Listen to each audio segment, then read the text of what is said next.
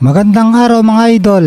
Ayon kay dating 3 Division World Champion Janriel Cuadro Alas Casimero na mahina daw sumuntok ang mga kalaban niya ngayong October 25 na si Japanese Kyonosuke Kameda. Napanood daw kasi ni Casimero ang dalawang huling laban ni Kameda kung saan nasasaktan ng hapon pag tinatamaan ni Luis Neri sa kanyang bodega at panga. Kaya dahil dito mga idol, tingin ni Casimero na mahina lang si Kameda. Mahinang sumuntok at mahina din tumanggap. Kaya naman malamang mga idol, susugurin lang niya nang susugurin ito. Kaya kumpiyansa nga din si Casimero na mananakaut niya itong sa Kameda. Sa huling dalawang laban ni Kameda ay puro talo siya. 2 beses siyang bumagsak kay Luis Neri at natalo via 7th round knockout at natalo naman ito kay Alan David Picasso via unanimous decision. Samantala mga idol, nagpost naman sa Facebook ang team ni Kenneth Lover at nasa Kyrgyzstan Republic na sila mga idol at nakasabayan pa ng team Lover